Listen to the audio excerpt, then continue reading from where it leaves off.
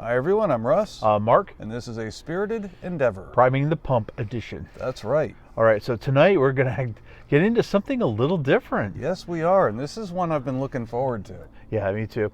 So while we were perusing a local a package store looking for our next interesting thing, we came upon one. Boy, did we. Boy, did we. And it's actually put out by Glenfiddich. Now, we've done some interesting finishes before. We have. And and one of the more interesting ones was the Lagavulin, finished in the Guinness casks. It was the Nick Offerman edition, 11-year. Yep. Fabulous, fabulous whiskey. Yeah. You should see our review on that one.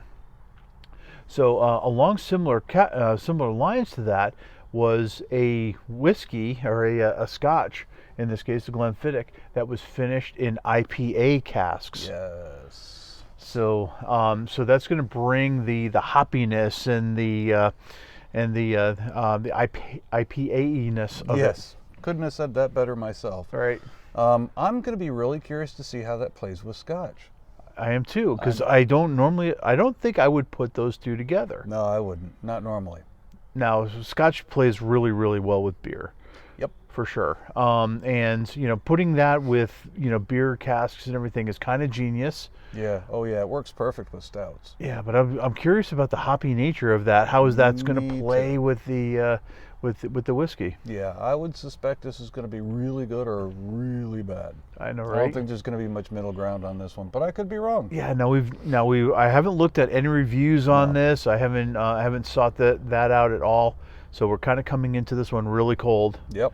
And let's just get into it. I think so. All right. So this is what, mid-40s for ABV? This is 43% ABV. Okay. All right. So this is the Experimental Series #1, and then this is finished in India Pale Ale craft beer casks, and they say it's zesty citrus notes with a hint of fresh hops. Experiment over ice with a twist of blood orange. All right. Well, we're just going to drink it straight. We're not twisting it or doing any of that. All that. Yeah. And if we do, that'll be another show. Yep. All right. Yeah, I am dying of curiosity with this one. Yeah. So this one, it doesn't have an age statement, I don't believe. I don't see one on the bottle. Yeah. Interesting looking bottle too. I like the shape of it. It is tinted as well. Mm-hmm. So I'll be curious to see what the color of the whiskey looks like. Interesting. Yeah. Sorry, that was a... Yeah, we're trying out a new set, so to speak. So this will be an interesting show all the way around. All right. Interesting color, though. Yeah, that really is kind of a honey, like lemon color. Oh my God, I'm getting all the way back here. I'm getting some notes. Oh, that's interesting. That is really interesting. Huh. I don't know if I've ever smelled anything quite like that. No, it's very unique. I am getting a little bit of the hops, but it's not real pungent. It just kind of blends well with the Scotch, actually, as far as the nose goes. Now, it's very citrusy. Agreed. So I'm getting citrus on there, and I'm getting something almost musty. I don't even know if it's musty is the right word. Yeah, there's kind of a funk to it. I mean, like a pungent, it's pungent, and yeah, you're right. It's got a funk to it that I can't quite. I mean, for me, it's not. Yeah, it's hops. Really? It's hoppy. Put your nose in there a little bit. That is very hoppy. So what that reminds me of, I was in Germany and they had hops drying in the ceiling. Yeah. And they let me take some down and just kind of do this with it, and that's kind of the aroma I'm getting, although not quite as potent. Yeah. But reminiscent. But it almost is like a little stale beer. Interesting. All right, shall we? Huh? Cheers. Cheers. Oh, that's lively and peppery. Oh, wow. but it's mellow too. You know, like a Wow. you know, it was lively and peppery, just kind of on the front of the tongue, and then it just mellowed out. And Wow. and I've got some really strong like vanilla notes on the back. So yeah, for me initially, when I took a sip, it took a minute. It's like nothing happened for a second, then suddenly it's like spice comes in, and then this wave washes over the tongue. And wow, there's a lot going on there. Yeah. So, oh, yeah, yeah, a little bit. Oh, So the cough kind of unlocked a couple of things in there too. So now I've got a strong citrus note in there, and it's not lemon. It's coming upon to me as grapefruit. I would agree with that. That's interesting. Now, what are you getting as far as hops are concerned?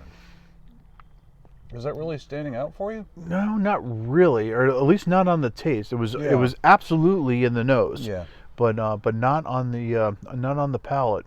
No, same here. I was expecting more as far as that's concerned, but it seems like instead of getting that real strong hops flavor, it's more kind of blending and working with the whiskey to present different flavors, like the citrus that we're getting. Right. So a strong citrus note, and like I said, to me it presents as grapefruit. And really interesting spice on that one too. I kind of like that. I do too. It's like a nice wave comes over you, and it gets the side of the tongue and just the top of the throat too. Wow. Yeah. So now I'm getting that citrus note on the nose. Oh, that's really interesting. Each time I go back, that vanilla note gets a little stronger too. That reminds me of another whiskey we've had. That reminds me of that Caribbean, the rum finish Dewars a little bit. Yes. Some of those fruit notes.